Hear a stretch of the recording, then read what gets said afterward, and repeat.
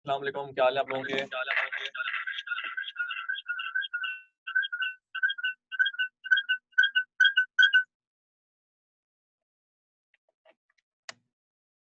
Hello.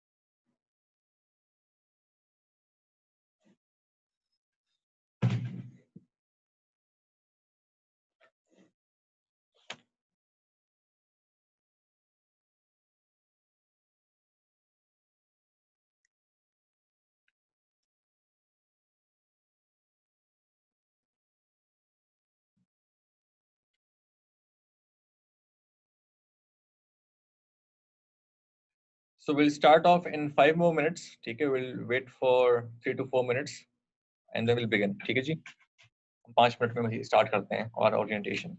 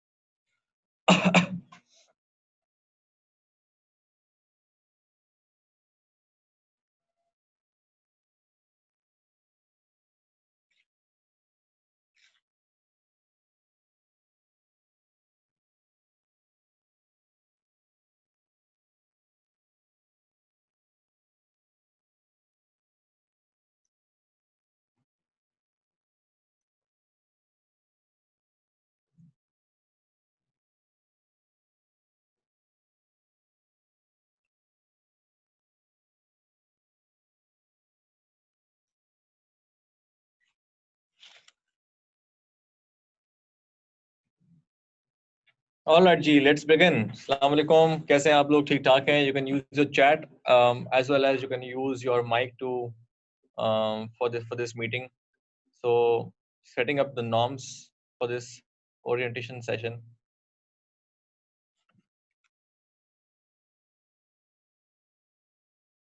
So are you guys all there?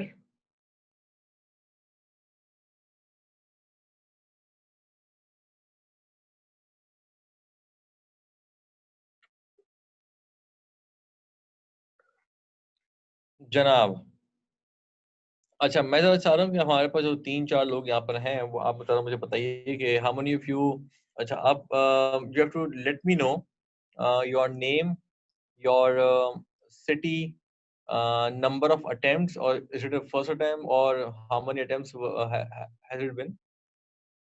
और इसके अलावा अगर कोई अटेम्प्ट हुई है इससे पहले तो कितने मार्क्स थे लास्ट टाइम जो आए थे? So your name, your city, your number of attempts and marks if applicable. 4 चीजें जी, 4 चीजें। Write your name comma city comma your number of attempts comma your number of marks.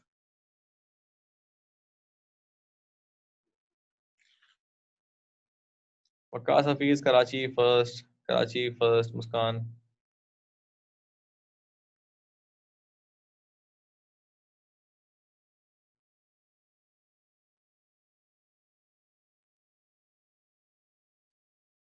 ठीक है, कुछ लोगों ने मुझे प्राइवेटली भेज दिया है। अच्छा जी, ठीक है। So most people here are first attempts. और आपकी अटेम्प्ट कब है जी ऑडिट की, जरा बताइए? दिसंबर में है या उसके भी आगे है, ये क्या, how how are you planning it?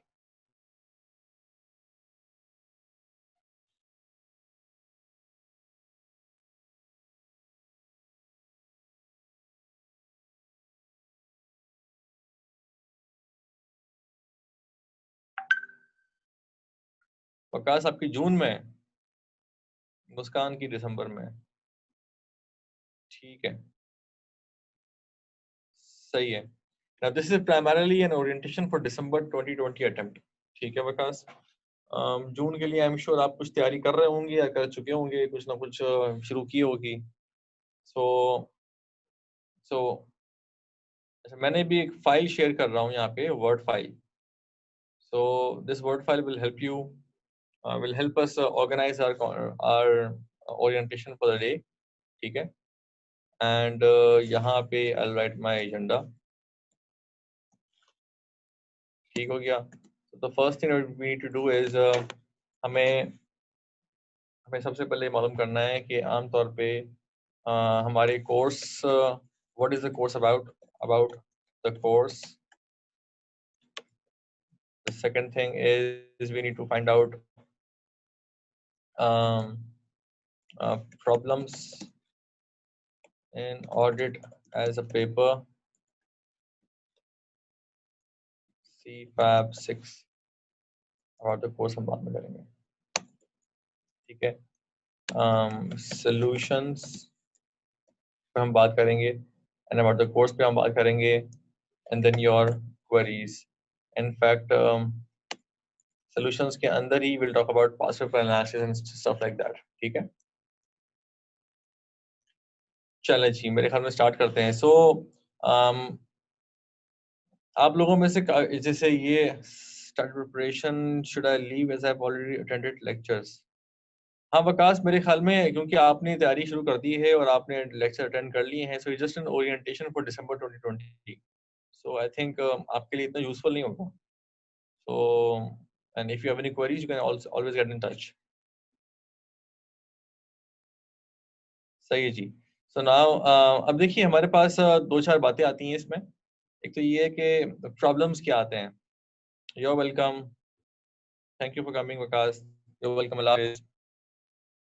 अच्छा, यार देखें, इसमें जो बात दो तीन प्रॉब्लम्स मेजर आते हैं, बट मैं जरा सुनना चाहूंगा आप लोगों से, मुस्कान और Mukarram, if you can respond to me on chat और you want to come, you can also take up your mic and you can speak about it, कोई मसला नहीं है। और अगर कि कौन-कौन सी प्रॉब्लम्स आप खुद समझते हैं, आपने आपको अपने सीनियर्स ने बताई हैं या आप खुद समझते हैं कि ऑडिटिंग के अंदर शायद आपने थोड़ा बहुत पढ़ा हो, आपको लगता है कि यार ये प्रॉब्लम्स मुश्किल चीज़ें हैं जो कि चैलेंजेस हैं जिसको हमने सॉल्व करना है। आप क्या समझते हैं? आपका कोई व्यू पॉइंट है इसमें? Because I want to know your view point.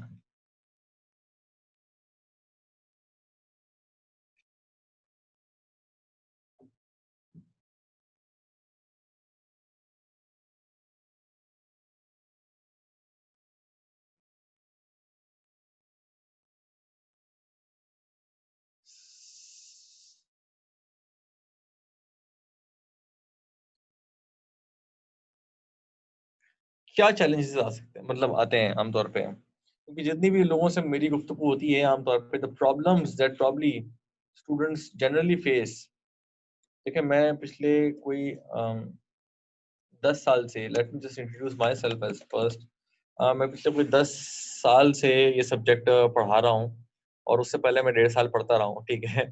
तो it this subject actually has a lot of subtleties जो कि शायद आम तौर पे लोग इसको रियलाइज़ नहीं करते हैं and they take it very easily and और उसकी तैयारी के अंदर भी इनको बड़े मसले-मसाइल पैदा होते हैं। तो ऑफ कोर्स मैंने 2011 में ऑडिटिंग सीफैब 6 पढ़ाना स्टार्ट किया और उसमें हाँ, Muskan has said something. I think in audit, the main thing is that your concepts are clear to understand the scenario-based complex questions. So the main challenge is that each and every topic is conceptually clear. All right, that's a good point. ठीक है. So conceptual clarity is an important thing for you, Muskan. That's very right. मैं ज़रा explain करता हूँ, ज़रा अपनी story से connect करता हूँ। मैंने 2000 जून 2010 में ना पहली अटेम्प्ट दी थी ऑडिटिंग की एंड उसके साथ मैंने 3 पेपर और दिए थे। In those times they used to be module F, ठीक है? तो मॉड्यूल एफ में 4 पेपर थे, उसमें से 1 ऑडिट था। ऑडिट मेरा रह गया, बाकी 3 निकल गए। तो अब बिल्कुल सामने क्लियर है, 2 अटेम्प्ट बाकी हैं। मालूम है कि वही क्वालिफ़िकेशन सामने आ रही है। आर्टिकल्स में 2 अटेम्प्ट्स बाकी थी। तो अगली attempt the and it was just audit, ठीक है? अच्छा मेरी जो हिस्टोरिकल पैटर्न था वो ये था कि यार मतलब 4-3, 4-3, 3-4 ऐसे निकलते थे पेपर और सिवाय एफआर के एक मॉड्यूल ई में व्हिच इज़ द सीफैब लेवल और मॉड्यूल एफ में ऑडिट के और कोई पेपर मेरा रुका भी नहीं है। तो मेरे सारे पेपर निकल रहे थे, तो मैंने कहा यार ये तो एक ही पेपर है, आराम से निकलेगा, कोई टेंशन नहीं है, कोई मसला नहीं है और कोई इश्यू नहीं है और बड़ी आसानी से मैं जो उसको निकाल लूँगा। तो एक अटेम्प्ट थी लास्ट अटेम्प्ट जिसमें दिसंबर 2010 की अटेम्प्ट थी। तो उस अटेम्प्ट के अंदर मैंने अ, फुल तैयारी की, आईसीडब्ल्यू पढ़ा, P7 पढ़ा। मैंने उसके अंदर जो है वो आपके आईकैप के सारे पास पेपर्स पढ़ लिए। आईकैप की जो किट है वो खत्म कर ली, एचसीसी की किट खत्म कर ली, सब कुछ खत्म कर लिया। मतलब फुल टाइम ही टाइम था, उसके अलावा भी कुछ मैं नॉवेल-वोवेल पढ़ लेता था। तो मैंने कहा मेरे बहुत टाइम है, मसला ही नहीं है। तो अम, वो अटेम्प्ट दी मैंने और मेरे आए 44 marks and I was shocked like hell. मैंने कहा यार ये हुआ क्या मेरे साथ? अ, 1 पेपर था, 4 पेपर निकल जाते हैं मेरे, 3 पेपर निकल जाते हैं, जब 3 देता हूँ 3 निकलते हैं, 4 देता हूँ 4 निकलते हैं। तो ये 1 पेपर दिया और ये इतना कुछ तैयार होने के बाद and I was always sure because I knew कि मेरी पढ़ने की स्ट्रैटेजी कैसी है और strategy is of course the main thing. अगर आपकी स्ट्रैटेजी स्ट्रांग होती है and your execution of strategy is strong, then of course you can clear exams. But then I was shocked as hell कि यार ये हुआ क्या मेरे साथ? मतलब मैंने सब कुछ पढ़ लिया, देयर इज़ नथिंग लेफ्ट। सो अगर मेरे 6 मार्क कम आए हैं, इसका मतलब मुझे 12 मार्क्स कम पड़े हैं let's suppose to clear the exams तो मैं कहाँ से लेके आऊँगा 12 मार्क्स बिकॉज़ ये तो 12 मार्क्स नहीं है मेरे पास। मैं और मैंने पेपर से बाहर निकल के ही कहा था, अपने दोस्त को मैंने कहा था कि यार देखो ये मुझे तो ऑनेस्टली समझ में नहीं आ रहा है। लेकिन मैंने कहा था बाहर निकल के पेपर से बाहर निकल के मैंने कहा था कि अगर ये मेरी पहली अटेम्प्ट होती, तो ये मेरा गोल्ड मेडल आता। And I was so sure about it कि यार मतलब ये तो अमेजिंग पेपर हुआ है, बेहतरीन चीज़ हो गई है। लेकिन रिजल्ट आया 44 marks now then of course after 2 weeks of जो सोग बनाया हमने, उसके बाद हफ्ते 2 हफ्ते के बाद जो है फिर हमने दोबारा किताब उठाई, देखा भाई क्या हुआ, मसला हुआ क्या है, पेपर को दोबारा एनालाइज़ किया, चेक किया कि सीन सिचुएशन क्या हुई है। And then I found out there are a couple of problems that we as students make mistakes on. सबसे इम्पोर्टेंट चीज़ जो आमतौर पे लोग गलती करते हैं एंड और मेरा ऑडिटिंग का एक्सपीरियंस भी था, मतलब I was working in Ernst and Young. मैंने खैर 5 साल इवेंचुअली काम किया, then I worked with Engro, काफ़ी सारा एक्सपीरियंस। लेकिन ऑफ कोर्स एग्जाम के टाइम तक तो मैं एंग्रो में काम ईवाई में काम कर रहा था। And the problem was there was couple of problems actually. एक तो प्रॉब्लम ये था कि यार conceptual clarity was there but the drafting of answers were not appropriate. यानी मेरी जो ड्राफ्टिंग थी ना, उसके अंदर इश्यूज थे। Is my screen visible to all of you? अब थोड़ी सी बढ़ गई है, बेहतर हो गई है?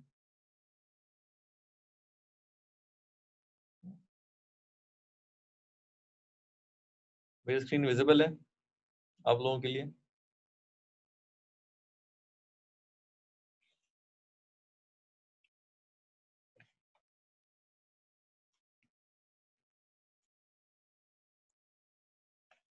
ठीक है।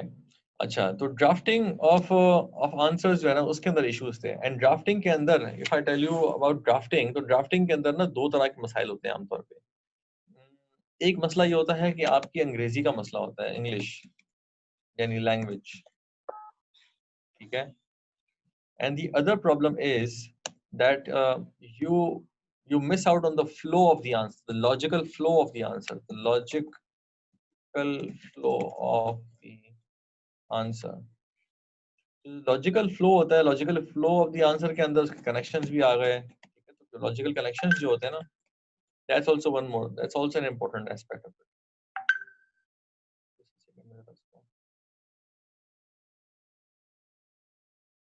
ठीक है, एक give me a second.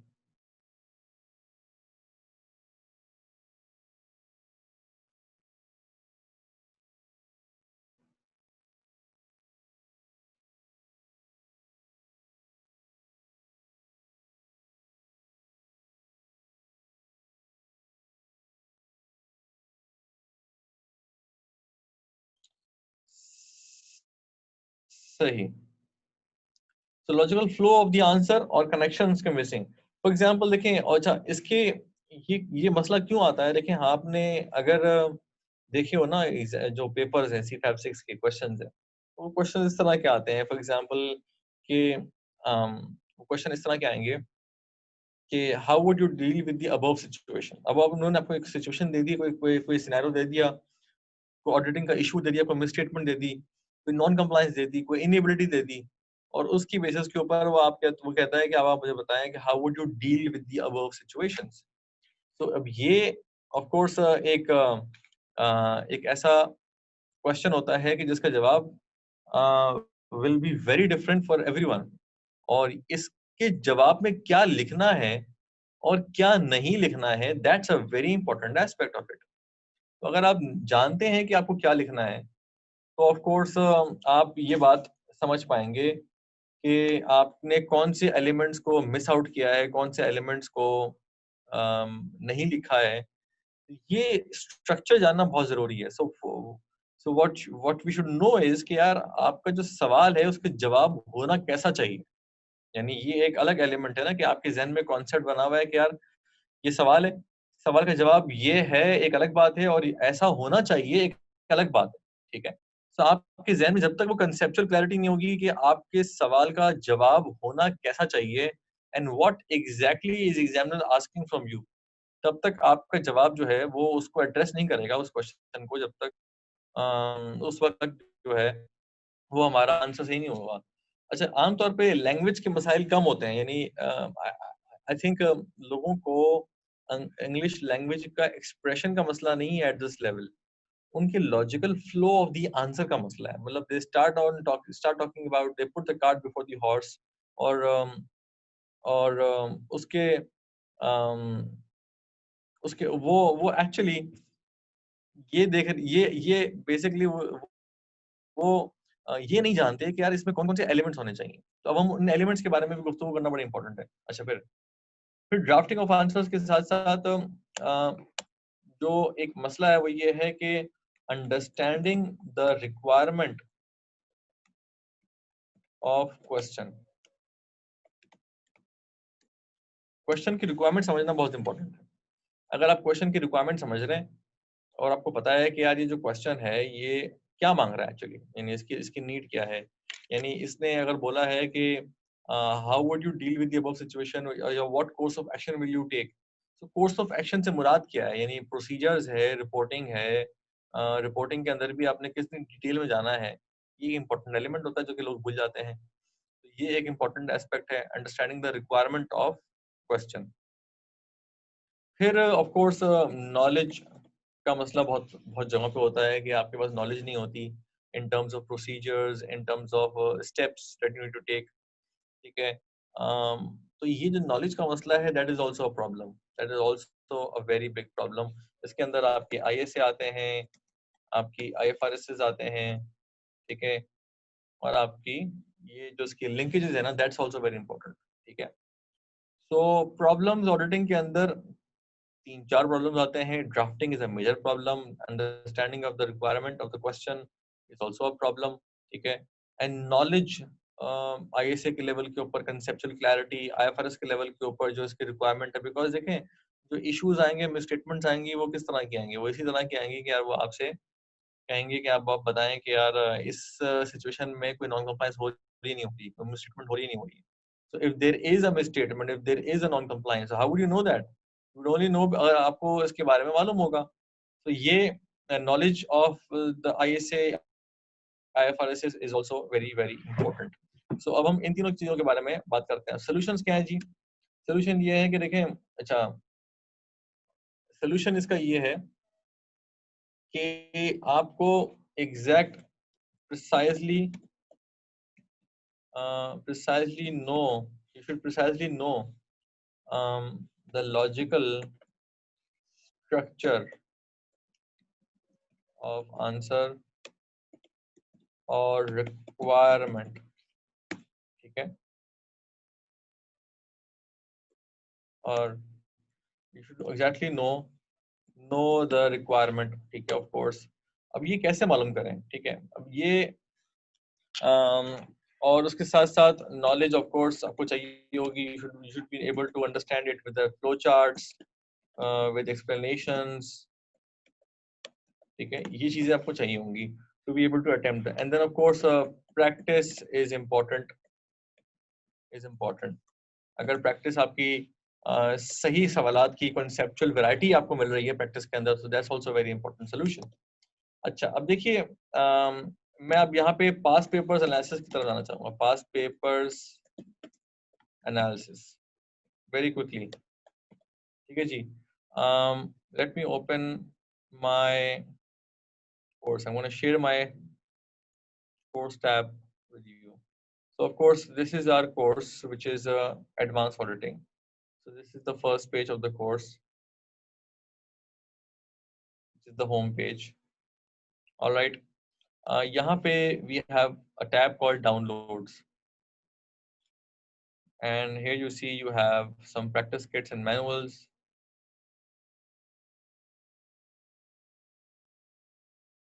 Or we have one study manual and 4 practice kits. I'm just opening a study manual, or study manual को open करके I'm just going to share what the study manual is, and उसके अंदर जो past paper analysis है, that's what I want to show it to you।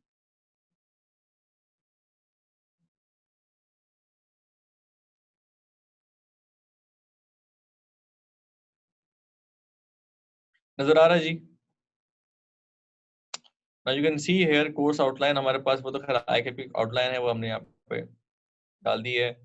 Past paper analysis on page number 6, and then we have a couple of things। जब मैं इसको orientation दूंगा आपको कि हमारी practice kits में और manual में क्या है, then of course you will be able to understand। अभी मैं जरा past paper analysis को जरा show करना चाहता हूँ।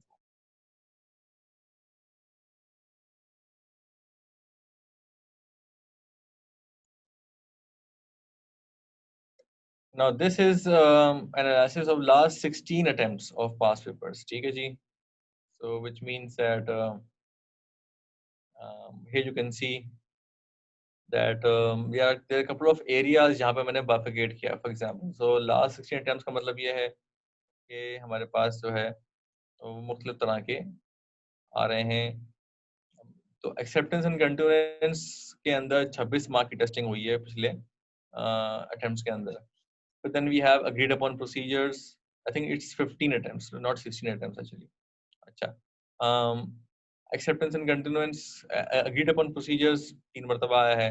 अब अगर देखें ना मेजर चीजें कहाँ से आ रही हैं. तो एक तो इम्पोर्टेंट एरिया है कि यार ऑडिट रिस्क का एरिया. ठीक है. ऑडिट रिस्क का एरिया जो है मैं यहाँ पे इसको पास्ट पेपर एनालिसिस एंड की एरियाज लिख रहा हूँ.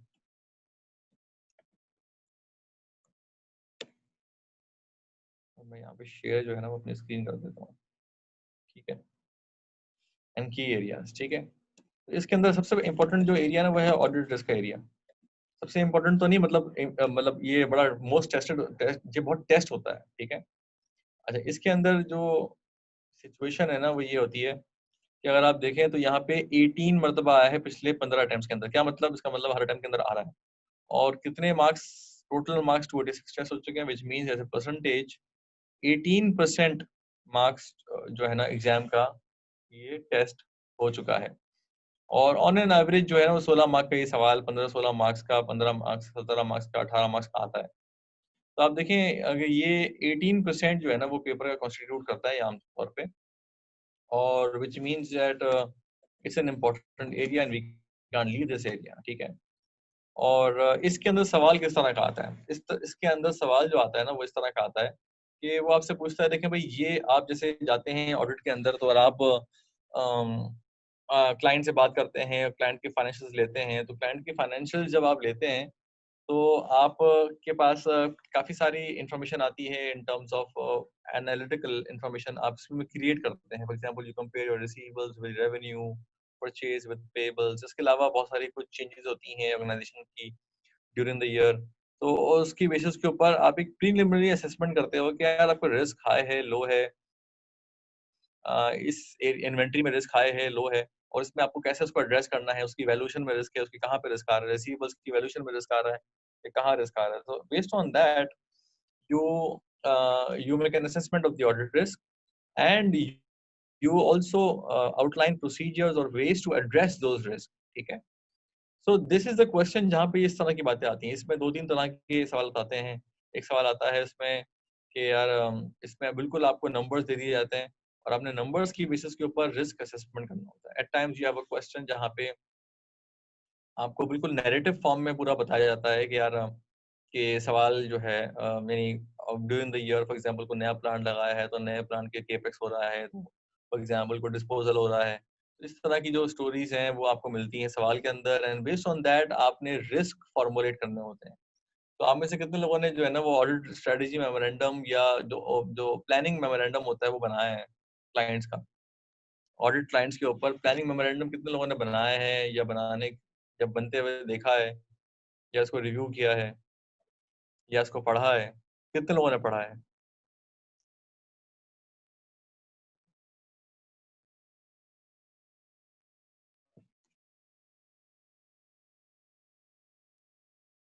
हाँ जी. अनीला, मुकर्रम, मुस्कान, anybody who has reviewed it or read it? Planning memorandum होता है जिसके अंदर आपके कुछ रिस्क आ रहे होते हैं. देखा है प्रैक्टिकली?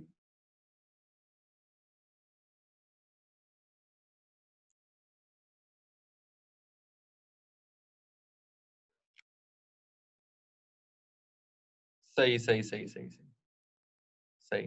मुस्कान कह रही है नो. ठीक है जी. अच्छा, बहरहाल तो उसमें आपके पास जो है ना वो इस तरह की डिटेल्स आ रही होती हैं. ठीक है. तो ऑडिट रिस्क जो है वो हमेशा टेस्ट होता है 100% times. Of course it's a very important area.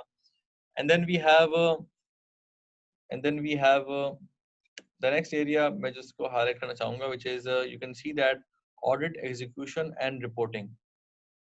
Now, if audit risk is something that we do in the planning stage, execution और reporting जो है वो हम करते हैं during the, for example, during the audit and at the end of the audit. उसमें सवालात इस तरह के आते हैं कि आमतौर पे कभी कभार वो मॉडिफिकेशन पूछ लेता है कि modification of the audit report draft करें।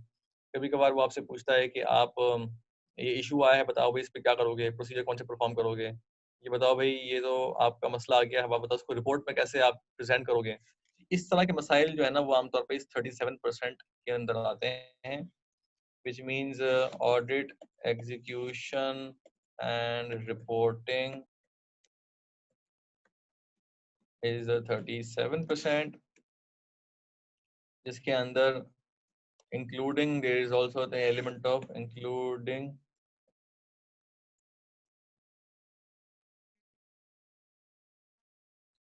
modification drafting।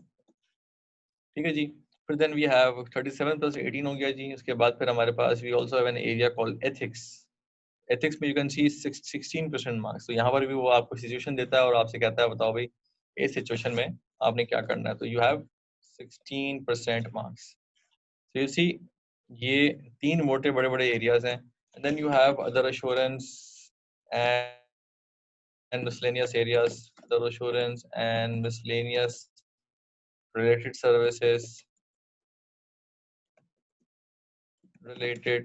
services, ठीक है जी। और ये आमतौर पे आपको मिलते हैं तकरीबन, जैसे आप देखें यू सी प्रोस्पेक्टिव FI 4%, सही है। In fact there is one more area जिसको मैं आमतौर पे करता हूँ, ये कंट्रोल वीकनेस कह लें या फ्रॉड कह लें, या इस एरिया में आमतौर पे आपको नजर आता है। Now this is internal controls, you can see ये 4% आ रहा है और ये ऑन एन एवरेज 7 मार्क्स का आता है, विच मीन्स के ये अगर आप देखिए तो इंटरनल कंट्रोल्स के अंदर अगर 15 अटैम्प्ट में से 8 मरतबा आ रहा है, इसका मतलब हर अटैम्प्ट छोड़ के ही आता है। और इसमें सवाल इस तरह के आते हैं कि वो आपको एक फ्रॉड बताएगा, बोलेगा भाई ये बताओ फ्रॉड क्यों हुआ, कौन से कंट्रोल्स नहीं थे यहाँ पे, ठीक है। या फिर वो एक प्रोसेस बता देगा, बोलेगा भाई इन प्रोसेस के अंदर कंट्रोल सजेस्ट कर रहे हैं आप। तो दोनों तरीकों से वो कंट्रोल्स की ही बात करता है। तो यहाँ पे that is also 4%, but of course ये आता है ऑल्टरनेटिवली। 4% इसलिए कम हो गया है क्योंकि ऑफ कोर्स एक अटैम्प्ट में आता है, एक अटैम्प्ट में नहीं आता है, लेकिन जिस अटैम्प्ट में आता है you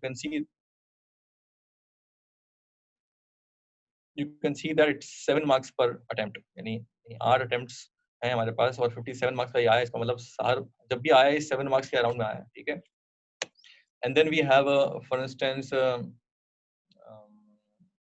other assurance services. So if I use AUP को अगर आप देखो ना, कुछ ऐसे एरियाज हैं जिनको आप छोड़ नहीं सकते। फॉर एग्जांपल AUP है, 3 मरतबा टेस्ट हुआ है 20% टाइम्स 15 में से, बट जब भी आया है आप देखें बिल्कुल रच के आया है, 11 मार्क्स का आया है। 33 divided by 3 less kind of topics, so we have to attempt these kind of topics too, और हमें इसको प्रिपेयर करना है और तैयारी करनी है, ठीक है। बाकी you can look at this prospective FI, जब भी आता है 7 मार्क का आता है। ऑफ कोर्स फिर हमारे पास अगर हम देखें तो देयर आर रैंडम एरियाज, 1 मरतबा आया, 10 मरतबा 10 मार्क का आया, 2 मरतबा आ रहा है, लेकिन जब भी आता है 8 मार्क्स का आता है। 1 मरतबा आया 5 मार्क का आया, 8 मरतबा 7 marks, 8 times group audit, but then when it comes whenever it is tested of 8 marks। तो कुछ एरियाज ऐसे हैं जिनको हम छोड़ नहीं सकते ऑफ कोर्स। तो रफली स्पीकिंग अगर हम देखें तो हमारे पास AUP 2%, प्रोस्पेक्टिव 4% और 4% ग्रुप ऑडिट। ये जनरल जो एरियाज हमारे पास और भी इसके अलावा आ रहे हैं ना, फॉर एग्जांपल तो 8% के अलावा हमारा 8% कवरेज जो है ना वो हमारी यहाँ से होती है। तो यू कैन सी दैट कि हमारे पास 37, तो 47, 55, 65, 71, 79 एंड 83, रफली 83 मार्क्स का एरिया जो है ना मुझे आ रहा होता है मोटे मोटे। और इसी के अंदर ऑफ कोर्स ये बाकी सारे आ रहे हैं। सो दिस इज 20% जनरली, ठीक है। तो अब देखिए यहाँ पे आपको जो उसकी तैयारी करनी है ना, उसकी तैयारी भी आपको इसी अंदाज से करनी चाहिए। अच्छा, ये इसको और कैफ 9 को पढ़ने का तरीका थोड़ा सा डिफरेंट जितना प्रैक्टिकल होता है आप CFAP 6, तो इसलिए उसको एज अ प्रोसेस तैयार करना चाहिए हमें। यानी स्टार्ट में आपके पास ऑडिट रिस्क है, विच इज प्लानिंग, तो आप प्लानिंग के एरिया को पहले कवर करते हो। उसके अंदर जो स्टैंडर्ड्स हैं उन स्टैंडर्ड्स को भी आप कवर करते हो, कोशिश करते हो कि यार आप 300, 200 और इन एरियाज को कवर कर लो, ठीक है। फिर then you of course you have audit execution and reporting, तो यहाँ पे आपको पूरी वो सीरीज चलानी पड़ती है जहाँ तक आप चलते हो।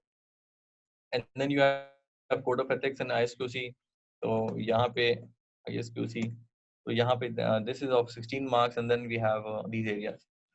अब ये बेसिकली थोड़ी सी ओरिएंटेशन थी अबाउट द कोर्स, के कोर्स का ब्रेकडाउन क्या है और इसमें किस तरीके से ये वर्क करेगा। Now let me show you how our companion books are structured, और किस तरीके से हमारा कोर्स स्ट्रक्चर्ड है, ठीक है। अच्छा, यहाँ पे if you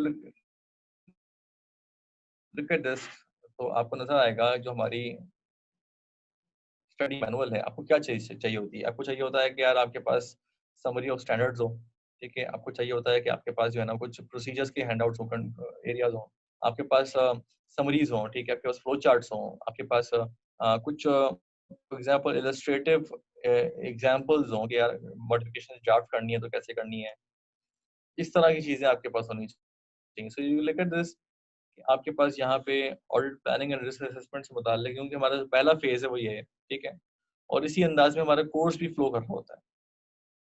यहाँ पे you have risk factors, you know, handout for analytical procedures, addressing audit risk is all the procedures that you need, ठीक है।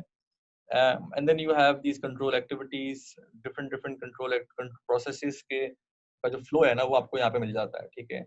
Audit reporting, drafting modification, practical audit reports, ये सारी आपको यहाँ मिलती हैं।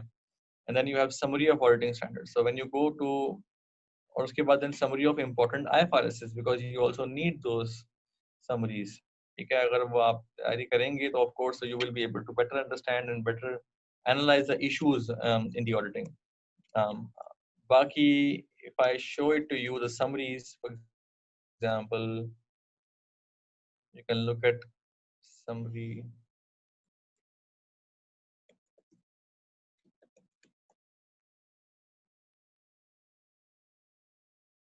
Now this is page number 106 जो कि इंडेक्स में आ रहा था। पेज नंबर 106 के अंदर आपके बता रहा है कि सारे स्टैंडर्ड्स आ रहे हैं। मैंने इन स्टैंडर्ड्स को उसी सीक्वेंस में लेके चल रहा हूँ जिस सीक्वेंस में मैं इसको पढ़ाता हूँ, because I teach auditing as a process, not as a group of standards, ठीक है। तो प्रोसेस में समझते हैं तो फिर आप प्रैक्टिकली समझते हैं कि वो चीज़ हो क्या रही है। 200, 300, 315, 240, 320, 330, 450, जब आपने शुरू में एसेस कर लिया रिस्क, उसके बाद फिर आपने उसको रिस्पॉन्ड करते हैं, नीचे यहाँ पे you're responding to those risk, उसके बाद then of course you're reporting your findings and conclusions, and of course उसके बाद फिर कुछ special scenarios आते हैं 705, 706 के बाद के 570, 701, जिसमें आपने ये further reportings करनी होती हैं। for example 560 के अंदर, 510, 710 में, ठीक है, 720, so and then we have these special 800, 805, 810, सारे स्टैंडर्ड्स आपके इस तरह। और बाकी फिर मैं जो प्रोसेस, ये पूरा प्रोसेस वर्क कर रहा होता है। ये प्रोसेस खत्म होता है यहाँ पर, प्रोसेस खत्म होता है 705 पे, और उसके बाद फिर स्पेशल कंसिडरेशन शुरू हो जाती हैं, और उसके बाद फिर रिव्यू स्टैंडर्ड्स और रेट सर्विसेज और ये सारे स्टैंडर्ड्स स्टार्ट हो जाते हैं, ठीक है। अच्छा, अब द वे इट वर्क्स के फॉर एग्जांपल आपके पास ये सारी प्रैक्टिस किट्स अवेलेबल हैं, and these will also be available to you in hard copy as well. आपके पास हार्ड कॉपी में भी अवेलेबल होंगी ये सारी प्रैक्टिस किट्स, ठीक है। So of course यहाँ पे मैंने practice kit को डिजाइन ऐसे किया है that you can see this is a practice kit for planning and risk assessment। तो आपकी audit risk, business risk और analytical area जो cover होगा वो primarily यहाँ से cover होगा।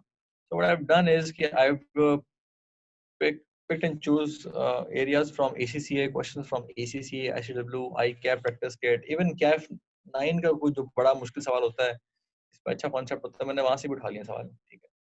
और मैंने इसको पिक एंड चूज किया है किस प्रायोरिटी से। समबडी आस्क मी यार आप मुझे बताएं कि यार आपके प्रैक्टिस कट करने के बाद सर हमारा आई कैप के पास है बस कवर हो जाएंगे, मैं बोलूंगा नहीं, वैसे कवर नहीं होंगे लेकिन वैसे कवर हो जाएंगे। कैसे? आई कैप के पास पेपर्स कंसेप्चुअली कवर हो जाएंगे, जो सारे कॉन्सेप्ट टेस्ट हुए हैं वो सारे कवर हो जाएंगे, लेकिन आई कैप के पास papers A to G cover नहीं होंगे। इसका मतलब क्या है? इसका मतलब यह है कि मैंने जो सवाल चूज किया है ना वो ये चूज किया है कि अगर कोई सवाल मुझे ऐसा नजर आता है, आई कैप ने 2 मरतबा कॉन्सेप्ट पूछा है, एक ही सवाल सिर्फ नाम हम चेंज कर दिया, या फॉर एग्जाम्पल बहुत ही सिमिलर सवाल पूछ लिया जिसका कोई खास चेंज नहीं है उसके अंदर, तो मैंने उसमें से कोई एक सवाल उठाया, 2 में से मैंने कोई एक सवाल उठाया जिसमें एक ही तरह का कॉन्सेप्ट टेस्ट हो रहा है। तो इस तरह से मैंने कोशिश ये की है कि वैरायटी ऑफ कॉन्सेप्ट्स की बेसिस के ऊपर मैंने उसको कंपाइल किया है, ठीक है। इसमें वैरायटी ऑफ कॉन्सेप्ट्स होने चाहिए, ठीक है। अम, फिर हमारे पास order risk in Mishk form, ये जैसे मैंने अपने कैटेगराइज किया हुआ है उसके हिसाब से हम प्रैक्टिस भी कर रहे होते हैं और हम अटेम्प्ट भी कर रहे होते हैं। So you have 37 questions here, and then you have for example in the next kit, if I show it to you, इसी बेसिस के ऊपर मैंने प्रैक्टिस किट नंबर 2, 3 और 4 को कंपाइल करने की कोशिश की है। तो practice kit number 2 is execution and reporting, and then you have these questions from internal controls, जो हमारा ISA 240 का एरिया है, थोड़ा बहुत ब्रॉड टेस्ट होता है, and then you have questions from ACCA, ICW, CFAP kit, ठीक है, and then you have questions from past papers, so different applications, scam, audit report, appraisal.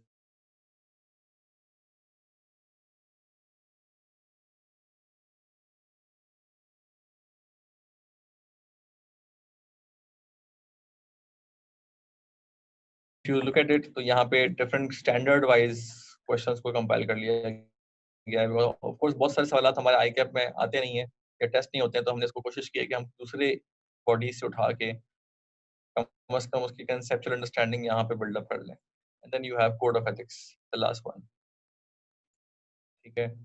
उसमें भी हमने एरिया वाइज उसको बाइफिकेट करने की कोशिश की है, independence, conflict of interest, field related areas, client acceptance, ठीक है, क्यू आईएस क्यूसी, मिसलेनियस, ये सारे एरियाज। सो कोर्स के अंदर you look at the course, so this is the area जहाँ पे आपको लेक्चर्स मिलते हैं, ठीक है। So if I collapse all, तो आपको नजर आएगा कि फॉर एग्जांपल यहाँ पे audit risk in business start होता है, इंट्रोडक्शन एंड कोर्स इन्फॉर्मेशन आपको मिल जाएगा, ओरिएंटेशन सेशन, रोड मैप, तमाम चीजें आपको यहाँ मिल जाएंगी, ठीक है। कंपेनियन बुक्स, ऑफ कोर्स उसका लिंक यहाँ पे अवेलेबल है बट डाउनलोड में अवेलेबल है। और यहाँ पे ये टॉपिक वाइज ये सारे एरियाज स्टार्ट हो जाते हैं जहाँ पे आपको चीजें एरिया वाइज नजर आ रही होती हैं।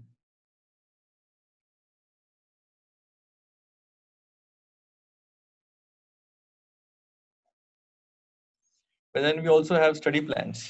Just give me a minute, huh? Laptop पे चार्जर लगा लूं।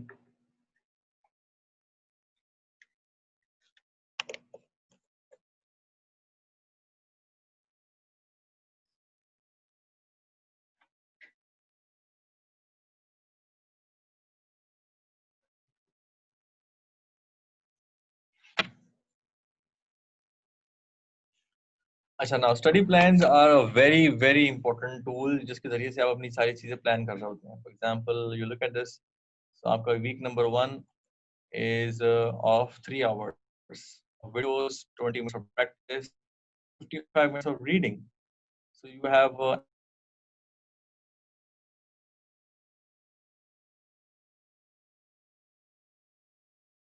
के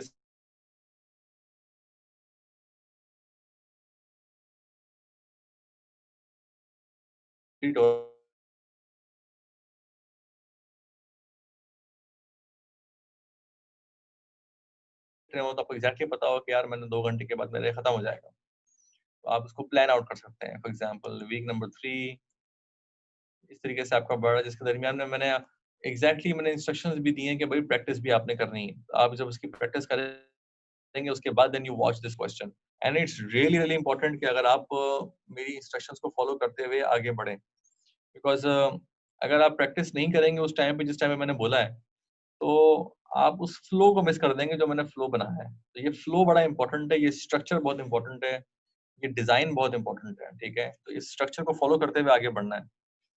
तो ये हो गया study plan, this is your course and we are covering everything. इसमें कुछ बचता नहीं है हमारे पास, हम we covering everything. So 340, 3410, all these standards along with practice and past papers, ठीक है जी। तो ये आपका एरियाज यहाँ पे कवर होते हैं।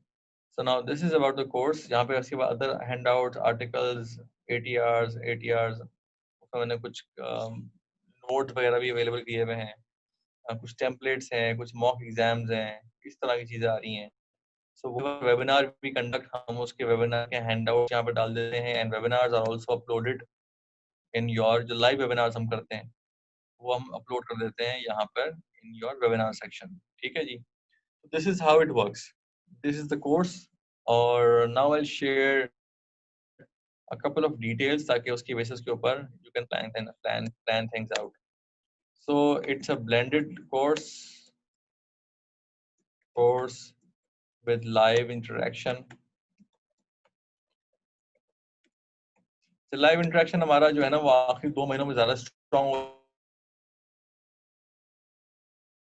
पहले हम कोशिश करेंगे कि आपका, ना कि कोशिश करेंगे बल्कि एग्जैक्टली खत्म कर देंगे 2 महीने पहले आपका जो कोर्स है वो हमारी तरफ से कंटेंट हमारा इंशाल्लाह कंप्लीट हो जाएगा और हम आपको अवेलेबल कर देंगे के, और ये वीकली बेसिस के ऊपर अपलोड हुआ करेगा, वीकली अपलोडिंग, ठीक है, ऑफ लेक्चर्स एंड प्लान हुआ करेगा। वेबिनार हम शुरू में फोर्टनाइटली बेसिस पे करेंगे at start, and weekly in last 2 months, ठीक है। लास्ट 2 मंथ से मुराद ये कि मतलब आखिरी महीना तो आपको छुट्टी वाला महीना होता है, उससे दो यानी इसका लास्ट यानी बिटवीन, क्या कह सकते हैं इसको, 2 to 3 months, 3 months to 2 months, 3 months to 1 month before exams. तो आखिरी 2 महीने जो होंगे ना एग्जाम से पहले, फॉर एग्जाम्पल आपका एग्जाम दिसंबर में है तो नवंबर में तो आपकी क्लासेस वगैरह चीज़ें वगैरह अवेलेबिलिटी होगी, बट हम इंश्योर करेंगे कि आप नवंबर से पहले जो सितंबर और अक्टूबर है इन 2 महीनों के अंदर जनरली तैयारी जो है ना वो उरूज पे होती है। और दिसंबर में, नवंबर में you need your own personal time कि वहाँ पे आपके पास फैकल्टी का क्लासेस का कोई टेंशन नहीं हो या वेबिनार की कोई टेंशन नहीं हो, आप सिर्फ और सिर्फ अपनी पर्सनल प्रैक्टिस के ऊपर, तैयारी प्रिपरेशन के ऊपर काम कर रहे हो। सो अगर दिसंबर की बात करते हैं तो सितंबर और अक्टूबर के महीने में मेजॉरिटी वेबिनार्स हम कभी एक हफ्ते में 2 मरतबा भी कर देते हैं, to ensure that if somebody needs to see how to solve a particular question और उनकी जो फरमाइश होती है उसकी बेसिस के ऊपर हम वो भी कर लेते हैं, तो वो मसला नहीं होता इंशाल्लाह। इसके अलावा books course will begin in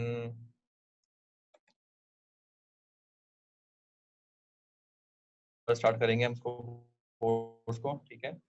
और विच मीन्स कि हम इसको समझ लें आप 31 मई स्टार्ट कर देंगे, ठीक है जी। और books will be dispatched to you. So somebody asked, yes, books will be dispatched to you और आपके पास हार्ड कॉपी बुक्स अवेलेबल होंगी you know when the course will start, ठीक है। तो अभी हम इस कोर्स के अंदर इन किताबों के कुछ हैंडआउट्स ऐड करने हैं, कुछ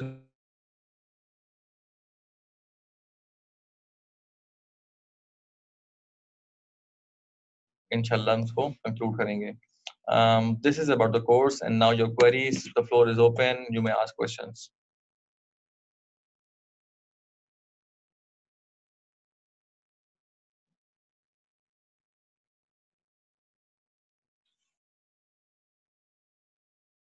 Any question about the course? Anybody? If anyone wants to use mic, you can use mic. You can drop your message and in the group chat. Of course, no problem.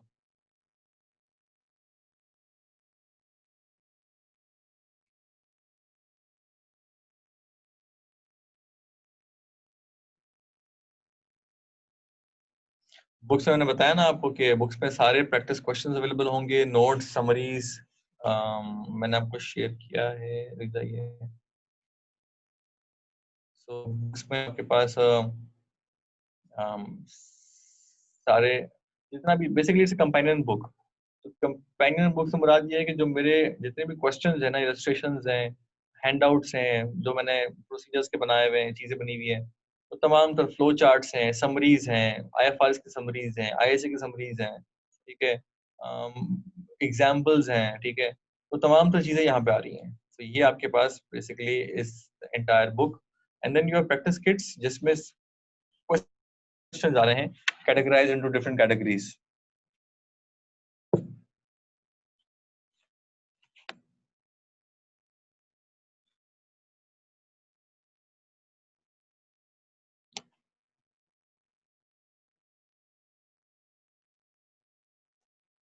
Any more questions?